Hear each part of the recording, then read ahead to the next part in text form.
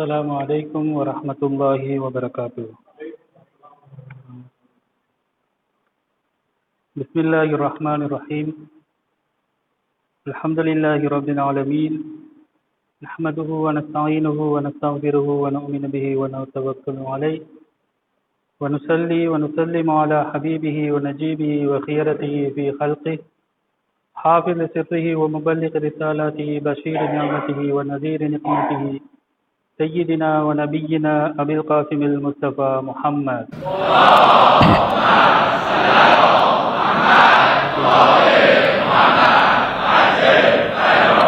وعلى آله الأطيبين الأطهرين المنتجبين الهداة المهديين سيما بقية الله في الأرضين وصلى الله على أئمة المؤمنين وهداة المستضعفين وهمات المؤمنين أوصيكم عباد الله بتقوى الله. அன்புக்குரிய இஸ்லாமிய சகோதரர்களே, அவுலுல் பைத் நேசர்களே, அல்லாஹ் சுப்ஹானஹு வ தஆலா தக்வாவை குறித்து திருமறை அல் குர்ஆனிலே குறிப்பிடுகின்ற போது, யா அய்யுஹல்லதீன ஆமனூ இத்தகுல்லாஹ ஹக்க துகாதிஹி, ஈமான் கொண்ட மோமின்களே, விசுவாசிகளே, அல்லாஹ் சுப்ஹானஹு வ தஆலாவை உண்மைக்குண்மையான இறையச்சத்தை கொண்டு அவனை இறையஞ்சி கொண்டுகள்.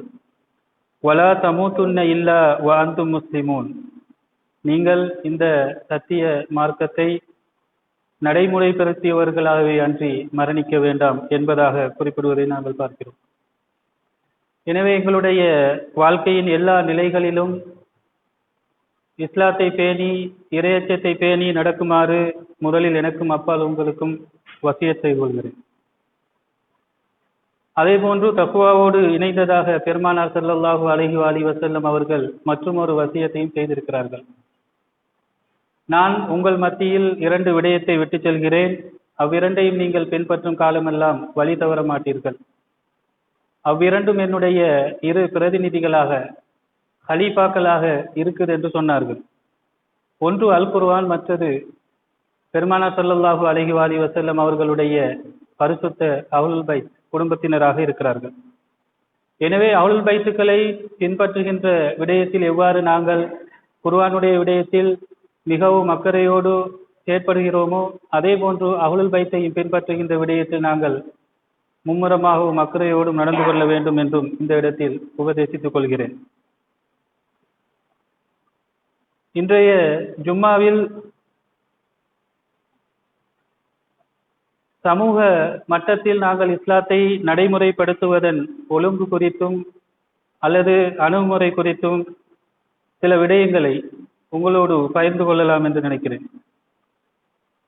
இந்த சத்திய மார்க்கத்தை பின்பற்றுவதில், இந்த மார்க்கத்தின் சத்தியங்களை வெளிப்படுத்துவதில், நடைமுறைப்படுத்துவதில்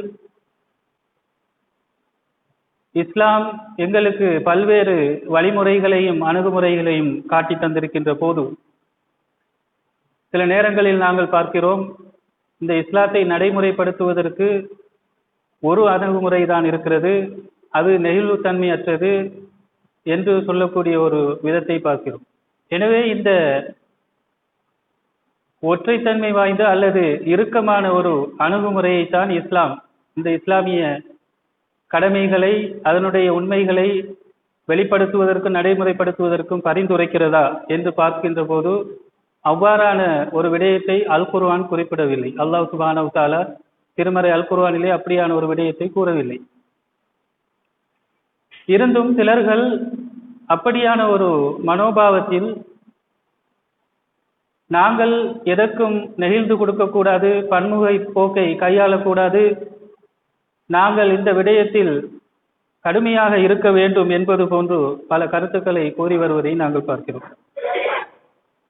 அப்படி கூறுவோர் ஒரு வீர சுலோகத்தை பயன்படுத்துகிறார்கள், ஒரு வீர வாசகத்தை அவர்கள் பயன்படுத்துவதை நாங்கள் பார்க்கிறோம். அஞ்சுவதும் அடிபணிவதும் அல்லாஹ் ஒருவனுக்கே என்கின்ற அந்த வீர சுலோகம். உண்மையில் அஞ்சுவதும் அடிபணிவதும் அல்லாஹ் ஒருவனுக்கே என்பதில் அல்லாஹ் அல்லாத ஒன்றை அஞ்சினால் என்ன நடக்கும், அல்லாஹ் அல்லாத ஒன்றுக்கு அடிபணிந்தால் என்ன நடக்கும் என்கின்ற கேள்விகள் எங்களுக்குள் எழுகிறது. அல்லாஹ் அல்லாத ஒன்றை அஞ்சினால், பயத்தின் காரணமாகவோ அல்லது இழப்பை அஞ்சியோ சத்தியத்தை ஒருவர் மறைத்தால் அவர் மீது இறைவனின் கோபமும் தண்டனையும் இறங்குமா? இது மிக முக்கியமான ஒரு கேள்வி. அல்லாஹ் அல்லாத ஒன்றை அஞ்சி பயந்து அதற்கு அமைவாக நடந்து கொள்வது சிறுக்காக மாறுமா அல்லது குஃப்ராக மாறுமா? அவ்வாறு தன்னுடைய ஈமானை மறைத்து கொண்ட ஒருவர், அவரை நாங்கள் காவிர் என்று தான் கூற வேண்டுமா? அவருக்கு காவிர் பட்டம் கட்ட வேண்டுமா? அல்லது ஒரு பாவத்தை காணுகின்ற போது கையால் மட்டும் தடுத்து கைகலப்பில் ஈடுபட வேண்டுமா? இது பல விடயங்கள் இருக்கிறது. இந்த மார்க்கத்தை எவ்வாறு நாங்கள் நடைமுறைப்படுத்துகின்ற விடயத்தில், அல்லது சத்தியத்தை நாங்கள் ஏற்றுக்கொண்ட சத்தியத்தை வெளிப்படுத்துகின்ற விடயத்திலும் நடைமுறைப்படுத்துகின்ற விடயத்திலும் எவ்வாறு நடந்து கொள்ள வேண்டும் என்கின்ற பல்வேறு கேள்விகளை நாங்கள் இங்கே கேட்க முடியும். ஆனால் அஞ்சுவதும் அடிபணிவதும் அல்லாஹ் ஒருவனுக்கே என்று கூறுவதனூடாக ஒற்றைத்தன்மையான நெகிழ்ச்சியற்ற ஒரு இறுக்கமான ஒரு வழிமுறை ஒன்றுதான் இஸ்லாத்தில் இருப்பது போன்றுதான் இந்த வீர சுலோகம் எழுப்பப்படுவதை நாங்கள் பார்க்கிறோம். இங்கே நான் எழுப்பிய ஒவ்வொரு கேள்விகளுக்குமான பதிலை திருக்குர்ஆனை கொண்டு நாங்கள் புரிந்து கொள்ள வேண்டியிருக்கிறது. இதற்கு முன்னர் சில விடயங்களை உங்களோடு நான் பகிர்ந்து கொள்வது சிறப்பாக இருக்கும். ஒன்று, உள்ளொன்றை வைத்துக்கொண்டு புறம் ஒன்றை செய்வது பொதுவாக நயவஞ்சகம் என்று சொல்லப்படுகிறது. ஆனால் அல் குர்ஆனிலோ சுன்னாவிலோ சொல்லப்பட்ட நயவஞ்சகத்துக்கான சில வரைவிலக்கணங்களின் அடிப்படையில் இதனை நாங்கள் பொதுவாக சொல்லிவிட முடியாது. அதாவது உள்ளொன்று புறம் ஒன்று என்று சொல்கின்ற போது, உதாரணமாக இஸ்லாமிய மதீனா அரசில் வாழ்ந்த சில முஸ்ரிக்கீங்கள், காபீர்கள் தங்களுடைய குஃப்ரை மறைத்து தங்களை முஸ்லிம்களாக காண்பித்துக் கொண்டிருந்தார்கள். அவர்களை முனாஃபிகீங்கள் என்று அல் குர்ஆன் குறிப்பிடுகிறது. இதை நாங்கள் மாறி யோசித்தால், ஒரு காபிர்களுடைய ஆட்சியில் முஸ்லிம்கள் தங்களுடைய ஈமானை மறைத்து கொண்டு தன்னை காவிர்கள் போன்று காண்பிப்பது நிபாக்கா, அவர்களை முனாஃபிக் என்று பட்டம் கட்டலாமா? சாதாரணமாக நாங்கள் யோசிக்கின்ற போது அது சாத்தியமில்லை, அவர் சொல்ல முடியாது. எனவே அல்லாஹ் சுப்ஹானஹு வ தஆலா முனாஃபிக் என்று கூறிய விடயமும் நிபாக் என்கின்ற அந்த நயவஞ்சகம் அல்லது நயவஞ்சகர்கள் என்கின்ற இந்த விடயத்தில் குர்ஆனிய கண்ணோட்டங்களை நாங்கள் சரியாக புரிந்து கொள்ள வேண்டும். எனவே உள்ளொன்று வைத்து புறம் ஒன்று செய்வது என்பதை நாங்கள் எப்போதும் அதனை ஒரு நயவஞ்சகமாக, சிறுக்காக, குஃப்ராக, பொதுவாக நாங்கள் அதனை அவ்வாறு கூறிவிட முடியாது. சில நேரம் நாங்கள் சில விடயங்களை தவிர்த்து கொள்வதை நாங்கள் பார்க்கிறோம். இடக்கர் அடக்கர் என்று சொல்வது போன்று, அல்லது இங்கிதம் என்கின்ற ஒரு விடயம் இருக்கிறது, சபை ஒழுக்கம் என்று ஒன்று இருக்கிறது. நாங்கள் அந்த இடத்துக்கு ஏற்றால் போல் ஒழுக்கமாக நடந்து கொள்வதற்காக வேண்டி சில விடயங்களை நாங்கள் மறைத்துக் கொள்வதுண்டு. எங்களுடைய குணாதிசயங்கள், எங்களுடைய இயல்புகள் எவ்வாறாகவும் இருக்கலாம். ஒரு பொய் சொல்பவராக இருக்கலாம், ஆனால் இடத்துக்கு ஏற்ற மாதிரி அவர் என்ன செய்வார்? நீதியாக நடந்து கொள்ள வேண்டும். உதாரணமாக இஸ்லாம் சொல்கிறது, ஒரு நீதி நிலைநாட்டப்பட வேண்டிய ஒரு இடத்தில் நீதிபதியின் முன்னால் சத்தியத்தை எடுத்துரைக்க வேண்டும், கசப்பா இருந்தாலும். பெருமானார் ஸல்லல்லாஹு அலைஹி வஸல்லம் அவர்கள் சொன்ன விஷயம், குலில் ஹக்க வலவ் கான முர்ரா என்று சொல்றது. அதாவது கசப்பா இருந்தாலும் சத்தியத்தை எடுத்து கூற வேண்டும் என்பது நீதியை நிலைநாட்டுவதற்காக வேண்டி. சில நேரங்களில் உண்மையை சொல்வதால் வருகின்ற விளைவை விடவும் பொய் சொல்வதால் வருகின்ற விளைவு சிறப்பானது, சிறந்தது, வரவேற்கத்தக்கது அல்லது அவசியமானது என்று கருதப்படுகின்ற இடத்தில் ஒரு உயிரை பாதுகாப்பதற்காக அல்லது வேறு ஒரு காரணத்துக்காக, குழப்பத்தை தவிர்த்து கொள்வதற்காக, சமூகத்தில் இருக்கிற குழப்பங்களை தவிர்த்து கொள்வதற்காக பொய் சொல்லக்கூடிய அந்த விடயத்தை இஸ்லாமிய அறிஞர்கள் சரி காண்கிறார்கள். உள்ளொன்று வைத்துக்கொண்டு புறங்கொண்டு நடத்துதல் என்பதை, செய்தல் என்பதை பொதுவாக அது நயவஞ்சகம், நடிப்பு, இஸ்லாமிய விரோத செயல், ஷேரு, குஃப்ர் என்று சொல்லக்கூடிய விடயத்தை நாங்கள் ஏற்றுக்கொள்ள முடியாது.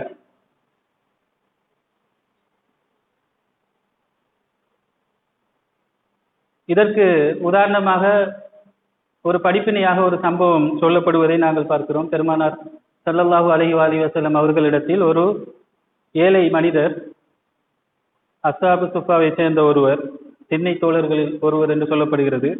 அந்த ஏழை மனிதர் திராட்சை பழங்களை ஒரு தட்டில் கொண்டு வந்து நபிகளாருடைய சபைக்கு வந்து அதனை கொடுக்கிறார். நபிகளார் ஸல்லல்லாஹு அலைஹி வஸல்லம் அவர்கள் அதில் ஒன்றை எடுத்து ரசித்து புன்னகித்து சாப்பிடுகிறார்கள். இரண்டாவதையும் அவ்வாறு சாப்பிடுகிறார்கள், மூன்றாவதையும் அவ்வாறு சாப்பிடுகிறார்கள். அனைத்தையும் அவர்களை சாப்பிட்டு விடுகிறார்கள். அந்த சபையில் இருந்த ஏனைய சஹாபா தோழர்களுக்கு அதனை கொடுக்கவில்லை. அந்த மனிதரும் சந்தோஷமாக தான் கொண்டு வந்ததை பெருமானார் ஸல்லல்லாஹு அலைஹி வஸல்லம் அவர்கள் ரசித்து உண்டு மகிழ்ந்ததை கண்டு சந்தோஷமாக சென்று விடுகிறார்கள். சஹாபாக்கள் கேட்கிறார்கள், பொதுவாக ஏதாவது உங்களுக்கு அன்பளிப்பு செய்யப்பட்டால் அதனை எங்களோடு தானே பகிர்ந்து உண்ணுவீர்கள். அதற்கு பெருமானார் ஸல்லல்லாஹு அலைஹி வஸல்லம் அவர்கள் சொல்கிறார்கள், அவர் கொண்டு வந்த அந்த திராட்சை புளிப்பாக இருந்தது, இதனை நான் உங்களுக்கு தந்திருந்தால் இதையா நீ கொண்டு வந்தாய் என்று அவரை நீங்கள் இழிவுபடுத்தி இருக்கக்கூடும், அவருடைய மனது நோய் இருக்கும்.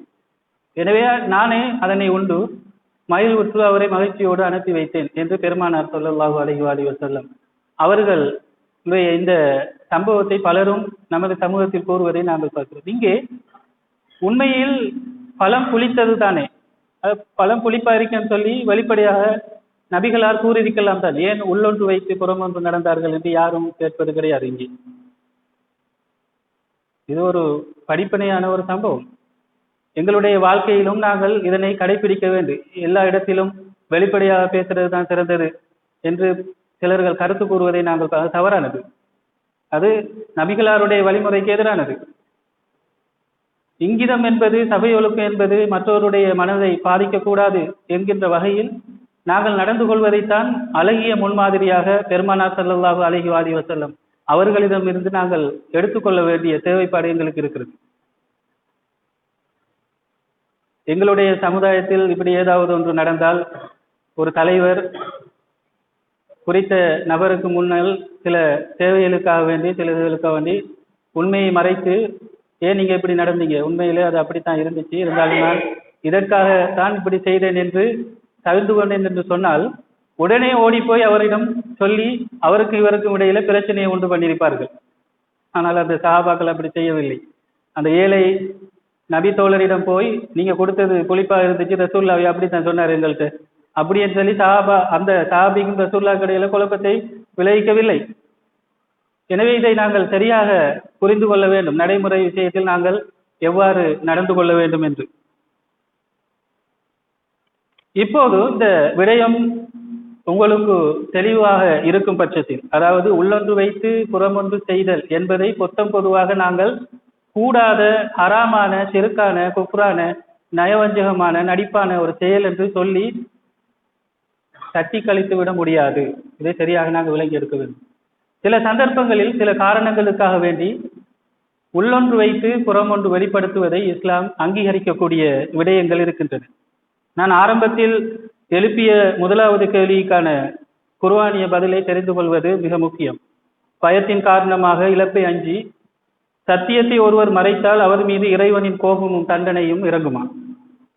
அல் குர்ஆனிலே அல்லாஹ் சுப்ஹானஹு வ தஆலா ஆல இம்ரானில் 28வது வசனத்தில் குறிப்பிடுகிறான், லா யத்தஹிதில் முஃமினூன அல் காஃபிரீன் அவுலியா மின் தூனில் முஃமினீன். மூமின்கள் காபிர்களை தங்களுடைய பாதுகாவலர்களாக அல்லது அவர்களுக்கு அடிபணிபவர்களாக மூமின்களை அன்றியே என்ன செய்யக்கூடாது, எடுத்துக்கொள்ளக்கூடாது. வமை யஃஅல் ஸாலிக, யார் அவ்வாறு செய்து கொள்கிறார்களோ, ஃபலைஸ மினல்லாஹி ஃபீ ஷை, அதன் பிறகு அந்த அவ்வாறு எடுத்துக்கொண்ட செய்த நபருக்கும் அல்லாஹ்வுக்கு இடையில எந்த தொடர்பும் கிடையாது. அல்லாஹ் அப்படியே விட்டுடுவான். நீங்க எந்த காபிரை நீங்க தேர்ந்தெடுத்தீங்களோ அவர்களுக்கு பின்னாடியே போங்க. இந்த சவுதியில இப்ப நடக்கிற மாதிரி, சவுதி அல்லது அரபு நாடுகள் அமெரிக்காவும் இஸ்ரேலையும் எடுத்துக்கொண்டார்கள், இறைவனை விட்டு விட்டார்கள். இறைவன் அந்த உறவை துண்டித்து விடுகிறான் இந்த திருக்குர்ஆன் வசனத்தின் மூலமாக. இல்லா அன் தத்தகு மின்ஹும் துகாத், ஒரு விதிவிலக்கை அல்லாஹ் சுப்ஹானஹு வ தஆலா சொல்வதை பார்க்கிறோம். அவர்களை அஞ்சிக் கொள்கின்ற நிலை ஏற்பட்டால் தவிர. இப்ப நாங்கள் ஒரு சூழலே எங்களுடைய அவர்களைத்தான் பின்பற்றி நடக்கணும் என்கின்ற ஒரு நிலை ஏற்படுகிறது. அதுக்கு மாற்றமாக இருந்தால், ஆபத்தை நாங்கள் அஞ்சுவதாக இருந்தால், அந்த நேரத்தில் அல்லாஹ் அதனை விதிவிலக்காக கூறுகிறான். இவர்களுடைய விடயத்தில் அந்த உறவு துண்டிக்கப்படுவதில்லை. இதற்கு மாற்றமாக நடந்து கொள்பவர்கள், உண்மைக்குண்மையாக இப்படி நடந்து கொள்பவர் விடயத்தில் வயுஹத்திருக்குமுல்லாஹு நப்தஹு, அல்லாஹ் அவனை பற்றிய ஒரு எச்சரிக்கையை விடுக்கிறான். வயலல்லாஹில் மசீர், அல்லாஹ்வின் பால் தான் நீங்கள் மீள்ப வேண்டியவர்களாக இருக்கிறீர்கள். இந்நிலையில் அல்லாஹ்வை விட்டு செல்வதை அல்லாஹ் எச்சரிப்பதை நாங்கள் பார்க்கிறோம். அதே போன்று மன் கஃபர பில்லாஹி மிம்பாதி ஈமானிஹி, சூரா நஹல் 106வது வசனத்திலே, ஈமானை ஏற்ற பிறகு யார் அல்லாஹ்வை ஈமான் கொண்ட பிறகு அல்லாஹ்வை மறுக்கிறாரோ, இல்லா மன் உக்ரிஹ, நிர்பந்திக்கப்பட்டவரை தவிர, வ கல்புஹு முத்மயின்னும் பில் ஈமான், அவருடைய உள்ளம் ஈமானால் நிறைந்திருக்கின்ற போது, உண்மையில அவர் உள்ளத்தில் ஈமான் இருக்கிறது, அவர் நிர்பந்திக்கப்படுகிறார். அவரை தவிர யாராவது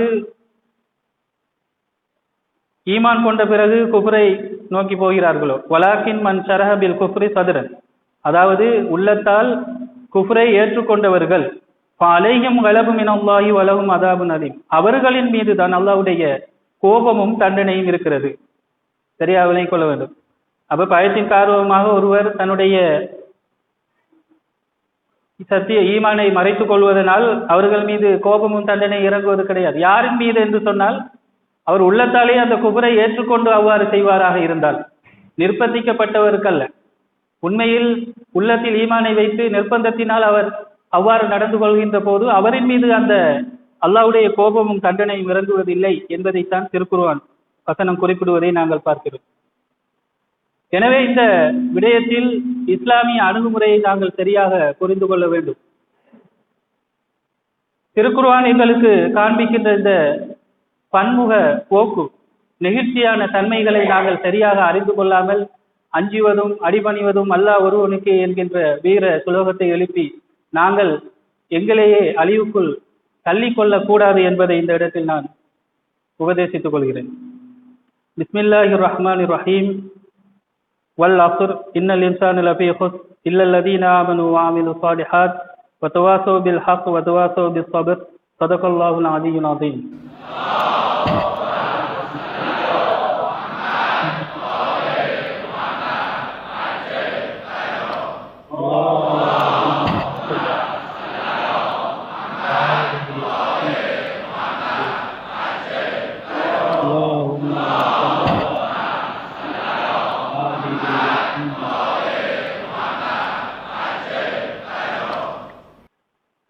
பிஸ்மில்லாஹிர் ரஹ்மானிர் ரஹீம்.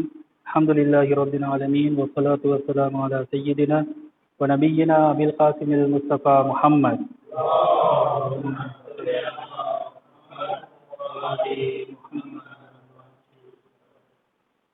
سيما علي أمير المؤمنين وحبيبته الزهراء المرضية والحسن والحسين سيد الشباب أهل الجنة وعلي بن الحسين زين العابدين ومحمد بن علي الباقر وجعفر بن محمد الصادق وموسى بن جعفر القاضي وعلي بن موسى الرضا ومحمد بن علي الجواد وعلي بن محمد الحادي والحسن بن علي الزكي الأكثري والحجة بن الحسن القائم المهدي.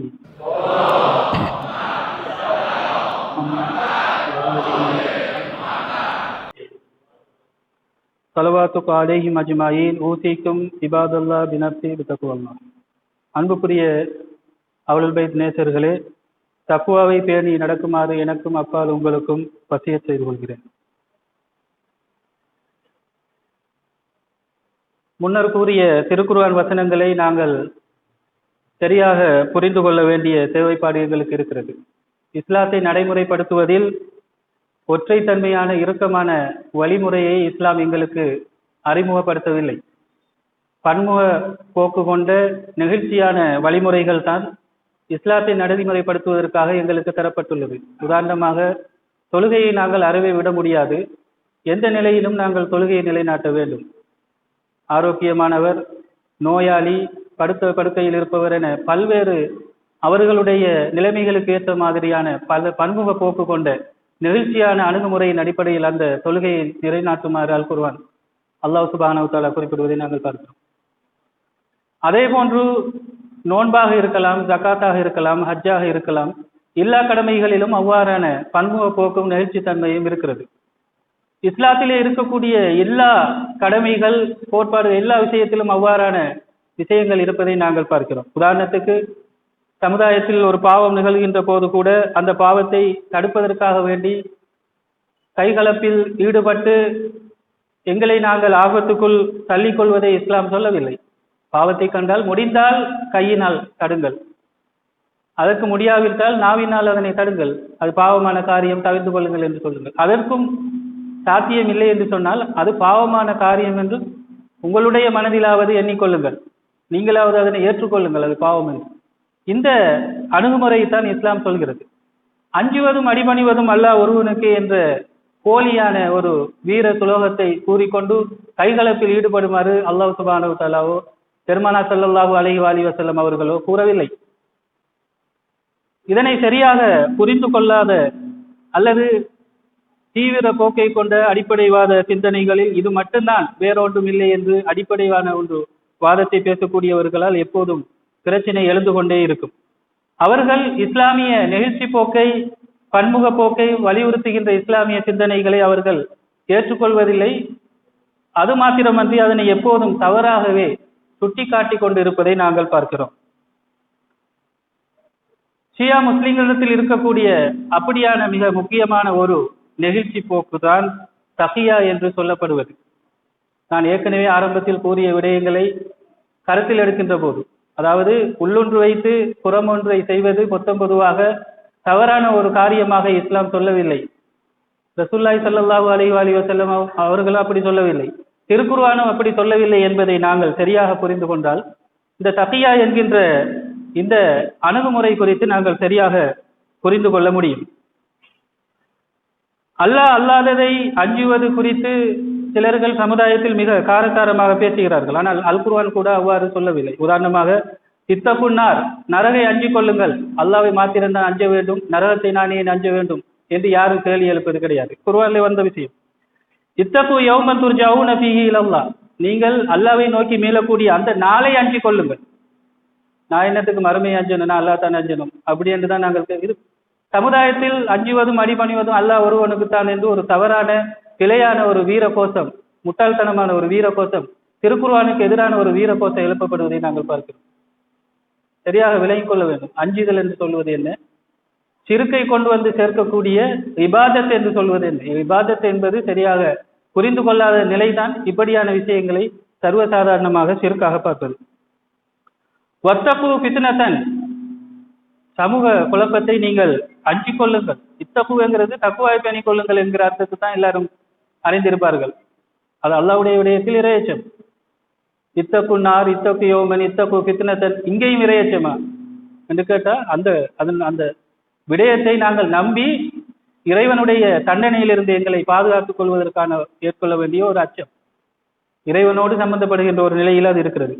வத்தகு ஃபித்னத்தன், சமூக குழப்பத்தை நீங்கள் தவிர்த்து கொள்ளுங்கள். லா துஸீபன்னல்லதீன ஸலமூ மின்கும் காஸத்தன், உங்களில் அநியாயம் செய்பவர்களுக்கு மாத்திரம்தான் அந்த சமுதாய குழப்ப நிலை விளைவை உண்டு பண்ணும் என்று இல்லை, எல்லாரையும் அதை பீடித்துக் கொள்ளக்கூடிய ஒன்றாக இருக்குது. இந்த வகையில் இந்த சமுதாய குழப்பத்தை நீங்கள் தவிர்த்து கொள்ளுங்கள், அஞ்சிக் கொள்ளுங்கள். இது அல் குர்ஆனிலே கூறப்படுகின்ற ஒரு விடயம். இங்கே வத்தகு இத்தகு என்கிற வார்த்தை தான் பயன்படுத்தப்படுவதை நாங்கள் பார்க்கிறோம். குழப்பத்தை அஞ்சி நாங்கள் அந்த விடயத்தை கைவிடுவது. ஏற்கனவே நான் கூறிய திருக்குர்ஆன் வசனம், அதாவது பயத்தின் காரணமாக சத்தியத்தை ஒருவர் மறைத்தால் அவர்கள் மீது இறைவன் கோபமும் தண்டனை இறங்குமா இறங்காது என்பதை அந்த திருக்குர்ஆன் வசனம் சொன்னது. அதே போன்று அல்லாஹ் அல்லாத ஒன்றை அஞ்சி அதற்கு அமைவாக நடந்து கொள்வது சிறுக்கா குஃப்ரா என்று கேட்டால் அதுவும் இல்லை. அதையும் திருக்குர்ஆன் சிறுக்காக குஃப்ராக சொல்லவில்லை, நிர்பந்திக்கப்படக்கூடிய ஒரு அம்சமாக, நிர்பந்தத்திலாத ஒரு மூமின் அப்படி நிலைக்கு தள்ளப்படுவது. அதே போன்று தன்னுடைய ஈமானை மறைத்து கொண்ட ஒருவரை காபிர் என்று கூறலாமா, அவரு காபிர் பட்டம் கட்டலாமா, அதுவும் இல்லை. திருக்குர்ஆனிலே அல்லாஹ் சுப்ஹானஹு வ தஆலா இவ்வாறு சொல்கிறான். சூரா காஃபிர் 28வது வசனத்திலே, வகால ரஜுலுன் மோமினுன் மின் ஆலி ஃபிரௌன், ஃபிரௌனுடைய கூட்டத்தாரில் நின்றும் ஒரு மோமினான ஒரு மனிதர் கூறினார், யக்துமு ஈமானஹு, தன்னுடைய ஈமானை மறைத்துக் கொண்டிருக்கின்ற ஒரு மோமினான மனிதர். ஈமானை மறைக்கக்கூடிய ஒருவரை திருக்குர்ஆன் ரஜுலுன் மோமின் என்று சொல்லுது. எக்துமு ஈமானு, அவருடைய ஈமானை அவர் மறைத்துக் கொண்டிருந்தாரா. ரஜுலு மோமின் என்று அவருக்கு பெயர் வைத்திருக்கிறது. ஆனால் நாங்கள் பார்க்கிறோம், ஈமானை வெளிப்படுத்தவில்லை என்பதற்காக வேண்டி அவர்களை காவிர் என்று சொல்லக்கூடிய நிலை அல்லது முஷ்ரிக் என்று சொல்லக்கூடிய நிலை, அப்படியான ஒரு நிலை ஏற்படுவதை நாங்கள் பார்க்கிறோம். எனவே ஈமானை மறைப்பதற்கான சந்தர்ப்பங்கள் சூழ்நிலைகள் எழும் என்பதை அல் குர்ஆன் சொல்கிறது. அவர்களுக்கு சில ஆபத்து வரலாம் என்பதனால் அவர்கள் நிர்பந்திக்கப்பட்டு அவர்கள் ஈமானை மறைக்கின்ற போது அவர்கள் மீது எந்த குற்றமும் இல்லை என்பதைத்தான் அல்லாஹ் சுப்ஹானஹு வ தஆலா அந்த மேற்படி திருக்குர்ஆன் வசனங்களிலே சொல்லி தருகிறார். இதைத்தான் தக்கியா என்று சொல்லப்படுகிறது. இந்த தக்கியா என்கிற வார்த்தை இல்லா அன் தத்தகு மின்ஹும் துகாத்தன், நான் ஆரம்பத்தில் கூறிய சூரா ஆல இம்ரான் 28வது வசனத்திலே அல்லாஹ் சுப்ஹானஹு வ தஆலா விதிவிலக்கு அளிக்கக்கூடிய ஒரு விடயம், அதாவது காவிர்களை அஞ்சி மூமின்கள் தங்களுடைய ஈமானை மறைத்துக் கொள்வதோ அல்லது அவர்களுடைய கட்டுப்பாட்டுக்கு கீழ் வாழ்வதோ நிர்பந்திச்சு, இதனை அல்லாஹ் சுப்ஹானஹு வ தஆலா ஏற்றுக்கொள்ளும். ஆனா அவர்களை அஞ்சுவதல் என்பது தத்தகு என்கிற வார்த்தையால் பயன்படுத்துகிறது. இங்கே துகாத்தன் என்கிற சொல்லை அல்லாஹ் சுப்ஹானஹு வ தஆலா பயன்படுத்துகிறார். அதாவது தங்களை அவர்களிடமிருந்து தங்களை பாதுகாத்துக் கொள்ளுதல் என்கிற அர்த்தம். அரபு மொழி படித்தவர்களுக்கு தெரியும், நாங்கள் பிரார்த்தனை பண்ணுகின்ற போது வக்கினா அதாபன்னார் என்று சொல்லுவோம். வக்கினா கினா கி நா, எங்களை பாதுகாப்பாயாக காப்பாற்றுவாயாக, அதாபன்னார் நரக வேதனையிலிருந்து என்று நாங்க அந்த கி வகா என்கிற அந்த அரபு வினை சொல்லிலிருந்து தான் இந்த சொற்கள் உருவாகுது. இத்தகு என்கிறது தத்தகு என்கிறதெல்லாம் அதுல இருந்து தான் வருது. வகா என்கிற அதுல இருந்து உருவான சொற்களில் தான் தக்குவா தக்கியா துகாத் என்கிற இந்த வினை அடி சொற்கள் எல்லாம் உருவாகுவதை நாங்கள் பார்க்கிறோம். எனவே தக்குவாவுக்கு ஒரு அர்த்தம், தக்கியாவுக்கு இன்னொரு அர்த்தம், துகாத்துக்கு இன்னொரு அர்த்தம் கிடையாது. சரியாக விளங்கி எடுக்க வேண்டும். தக்குவா என்கிற இரையச்சம், தக்கியா என்ற நயவஞ்சகம் இப்படி மாற முடியாது. வகா என்கிற சொல்லுக்கு நயவஞ்சம் என்ற அர்த்தமும் இங்கேயும் கிடையாது. பாதுகாத்தல் காப்பாற்றுதல் என்கிற அர்த்தம் தான். எனவே எங்களுக்கு ஒரு பிரச்சனை வருகின்ற போது நாங்கள் எங்களுடைய ஈமானை வெளிப்படுத்துகின்ற விதத்தில் அல்லது சத்தியத்தை எடுத்து நிலைநாட்டுகின்ற போது, பாவத்தை தடுக்கின்ற போது பல படித்தரங்கள்லாம் இருக்கிறது. இஸ்லாம் எங்களுக்கு அனுமதி தந்திருக்கிறது. இந்த அணுகுமுறையை தான் தக்கியா என்று சொல்லப்படுகிறது. இது திருக்குர்ஆன் வசனத்திலே பயன்படுத்தப்பட்ட ஒரு வினை சொல்லிலிருந்து எடுக்கப்பட்ட ஒரு வினையடி தக்கியா என்று சொல்வது. இந்த செயலை ஒருவர் செய்தால் அந்த காரியத்துக்கு தக்கியா என்று சொல்லப்படும். அது தக்குவாவோடு இணைந்ததாக இருக்கிறது. இறைவனுடைய அனுமதியோடு அது வந்திருப்பதனால் குர்ஆனை பற்றிய ஈமான் எங்களுக்கு இருக்க வேண்டும் என்று சொன்னால் இறைவன் கட்டளையிட்ட அந்த தக்கியா பற்றிய ஈமானும் எங்களுக்கு இருக்க வேண்டும். எனவே தக்கியாவை மறுத்தால் அது ஈமானில் உள்ள ஒரு அம்சத்தை மறுப்பதாக மாறும். சரியாக விளங்கிக் கொள்ள வேண்டும். குர்ஆனிலே அல்லாஹ் சுப்ஹானஹு வ தஆலா ஒரு விஷயத்தை எங்களுக்கு சொல்லி தருகிறான். தத்தகு என்கிற வார்த்தையின் மூலமாக சொல்லி தருகிறான். அது தக்குவா அல்ல, வேறொரு அணுகுமுறையாக இருக்கிறது. அது தக்கியா என்று சொல்லப்படுகிறது. குர்ஆனில் இருக்கிற ஒரு அம்சம். குர்ஆனை ஈமான் கொள்கின்ற போது அதையும் சேர்த்து நாங்கள் ஈமான் கொள்ளாவிட்டால் ஈமானிலே உள்ள ஒரு அம்சத்தை நாங்கள் மறுத்து விடுகிறோம். இதைத்தான் இமாம் ஜஅஃபர் சாதிக் அலைஹிஸ்ஸலாம் அவர்கள் தன்னுடைய ரிவாயத்தில் குறிப்பிடுகிறார்கள். இன்ன தக்கியத்த துருசுல் மோமினி, தக்கியா என்பது மோமின்களுடைய கேடயம். அவர்கள் ஆபத்து வருகின்ற போது அதனை பயன்படுத்தி அந்த ஆபத்திலிருந்து, அது உயிர் ஆபத்தாக இருக்கலாம், உடைமை சேதமாக இருக்கலாம், தன்னோடு இருக்கிறவர்களுடைய உயிர்களுக்கோ உடைமைக்கோ ஏதோ ஒரு சேதம் ஏற்படுத்தக்கூடியதாக இருக்கலாம், சமூக பித்னாவை உண்டு பண்ணுவதாக அமையலாம். எனவே அதெல்லாம் நிகழாமல் ஒரு கேடயமாக அந்த அணுகுமுறையை அவர் பயன்படுத்திக் கொள்வார். வலா ஈமான லிமல்லா தக்கியலஹு, யாரிடம் தக்கியா இல்லையோ அவருக்கு ஈமான் இல்லை என்பதாக இமாம் ஜஅஃபர் சாதிக் அலைஹிஸ்ஸலாம் அவர்கள் கூறுவதை நாங்கள் பார்க்கிறோம். இது ஷியாக்களிடம் தக்கியா ஒன்று இருக்கிறது. அது அவங்களோட அக்கீதாவிலே இருக்குது. தக்கியா இல்லாட்டி ஈமான் இல்லை என்று சொல்கிறார்கள் என்ற ஒரு பிரச்சாரத்தை நாங்கள் பண்ணுவதை பார்க்கிறோம். ஒரு பிரச்சாரம் பண்ணப்படுவதை நாங்கள் பார்க்கிறோம். தக்கியா இல்லாட்டி ஈமான் இல்லை என்று ஷியாக்கள் நம்புகிறார்கள் என்று சொல்லி. ஆம், ஷியாக்கள் நம்புகிறார்கள். ஏனென்றால் தக்கியா குர்ஆனில் உள்ள ஒன்று. குர்ஆனில் உள்ள ஒன்றை ஒருவர் மறுத்தால் அவருக்கு எப்படி ஈமான் இருக்கும்? குர்ஆன்ல இருக்கிற ஒன்றை மறுத்து எப்படி அவர் ஈமானை உருவாக்கி கொள்ள முடியும்? எனவே தக்கியாவை மறுத்துக் கொண்டு யாரும் பரிபூர்ண ஈமான் குறித்து பேச முடியாது. லா ஈமான லிமல்லா தக்கியலா, யாரிடம் தக்கியா இல்லையோ, அவர் ஏற்றுக்கொள்ளவில்லையோ, அதை புறக்கணிக்கிறாரோ, அவருக்கு ஈமான் பரிபூர்ணமாகாது என்பதை இமாம் ஜாபர் சாதிக் அலைஹிஸ்ஸலாம் அவர்கள் குறிப்பிடுகிறார்கள்.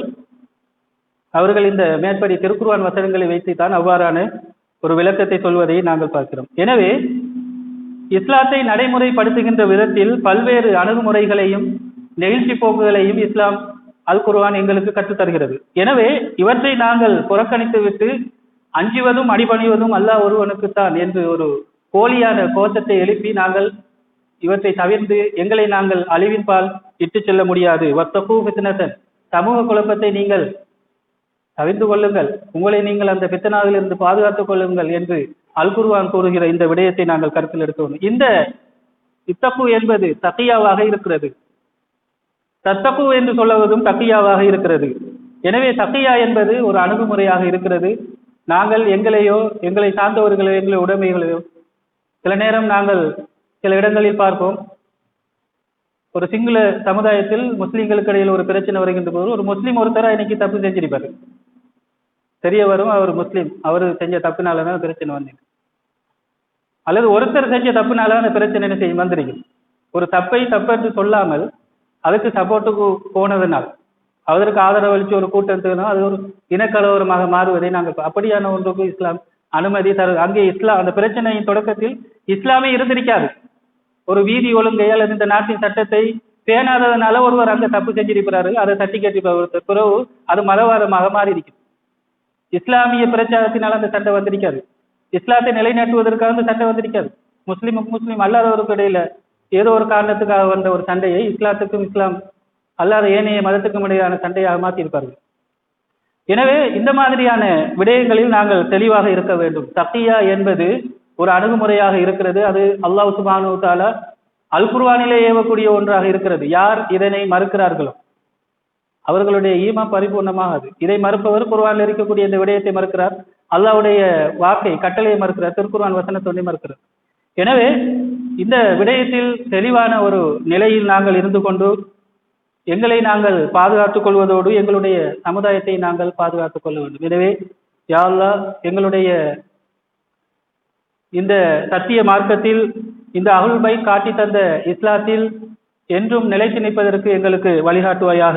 வஸ்ஸலாமு அலைக்கும் வரஹ்மத்துல்லாஹி வபரகாத்துஹு. பிஸ்மில்லாஹிர் ரஹ்மானிர் ரஹீம். இன்னா ஆதைனா கல் கௌசர் ஃபஸல்லி லிரப்பிக வன்ஹர் இன்ன ஷானியக ஹுவல் அப்தர். ஸதகல்லாஹுல் அலிய்யுல் அஸீம்.